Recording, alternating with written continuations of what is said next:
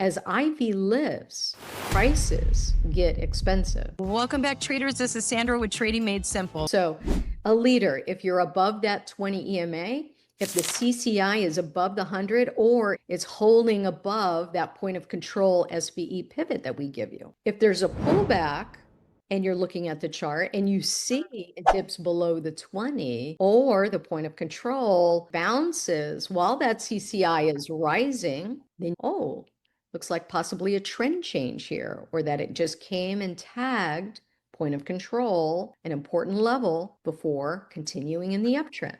Because as trends are created, you have higher highs and higher lows. So it looks like a check mark. And so that's how a trend is created on a chart. And same for a downward.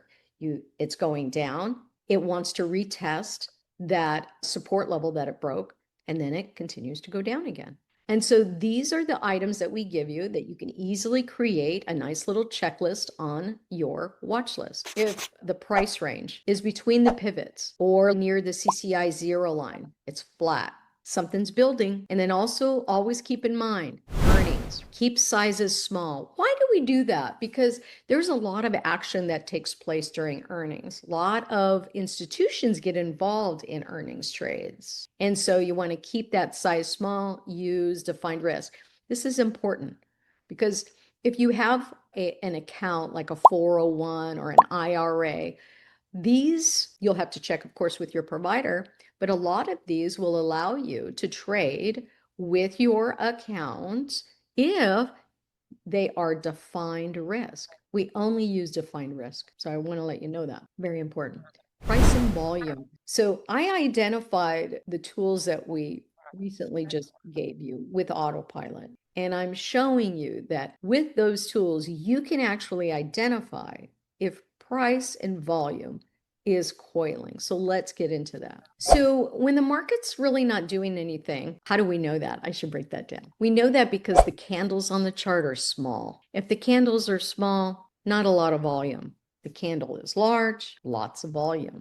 And so as the price bars get shorter and shorter, like nothing happening. Usually when those price bars are shorter and shorter, they're typically grouped together, like on a day chart. You'll see them all together. And they might be a little higher, might be a little, but they're really tight.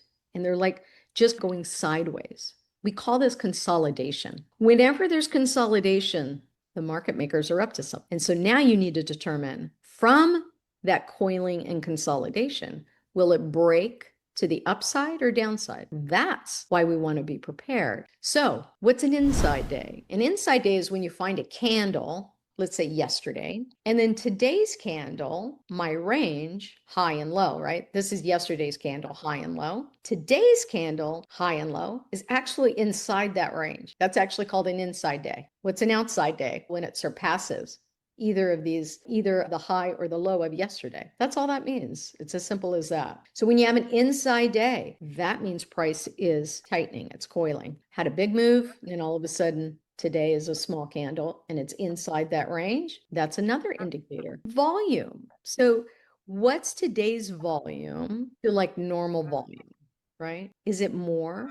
You can actually do a chart setting on your chart to visually see volume. You can also look at the trade tab on ThinkorSwim. That shows you the volume. If you're not used to actually identifying it, it's probably one of the items that you could start taking a look at.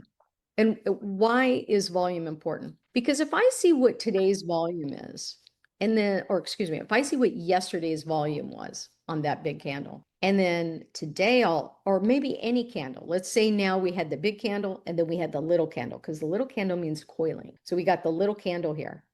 And so what am I looking for?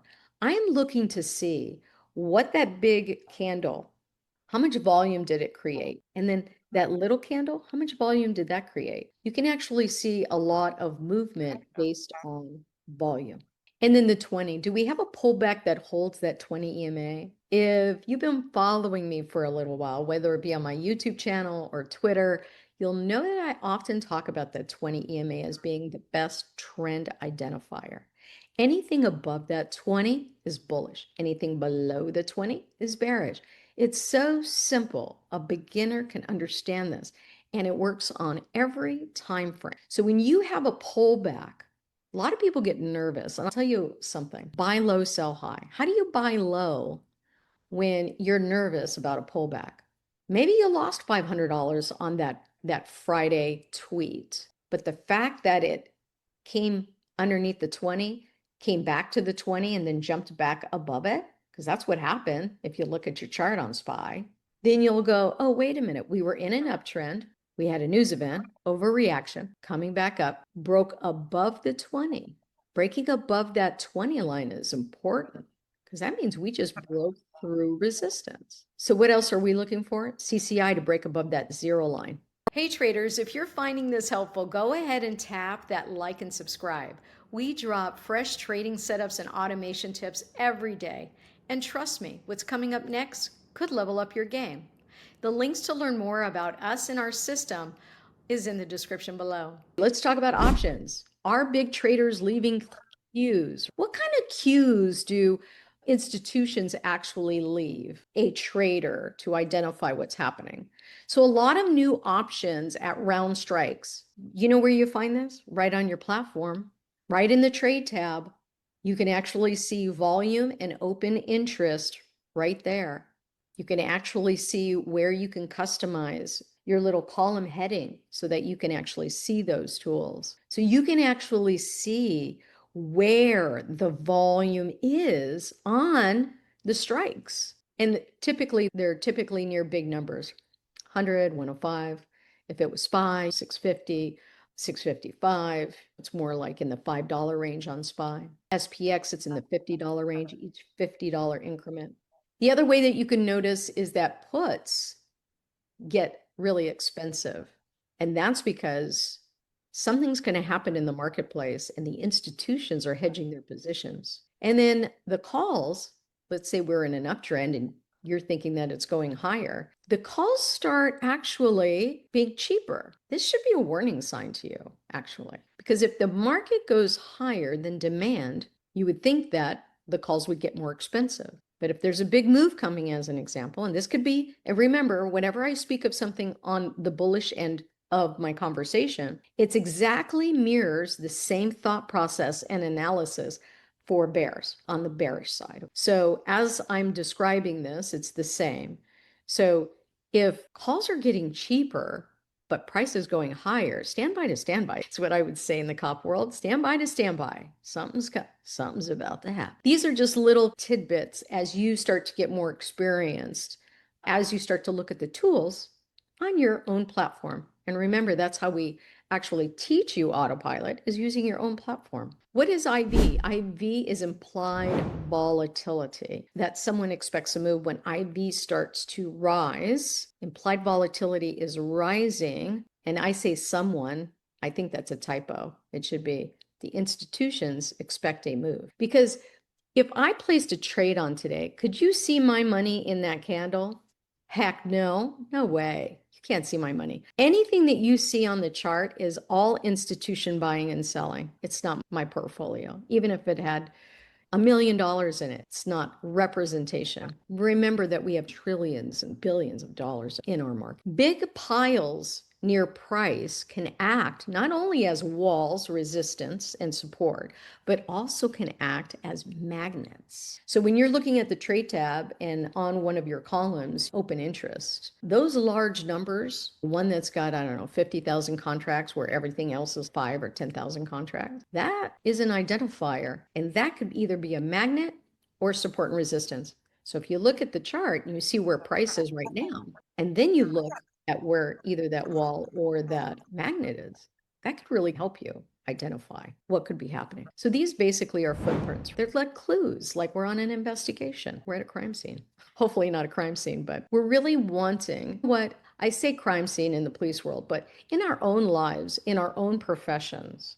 Aren't we doing research? Because that's all that is. One piece of information is helping you to identify your thought process and where you might be going with. We do that when we invest, when we choose financial planners to manage big money or real estate projects. So this is just, I use that because it's my old world, but actually I use that every day in everyday life. So big block trades at the same price again and again, If you're paying attention to option institutional flow, you can see the accumulation rising, or you can see the selling begets selling, right? Just keeps going and going. Or you have insider trading information that's showing you that big administrators within a company is selling a lot of their stock. These types of things are pieces, they're clues. Remember, before CPI, Fed earning, IV typically lifts. So typically what the marketplace does is it acts like a store. And what used to you be shopping at a store like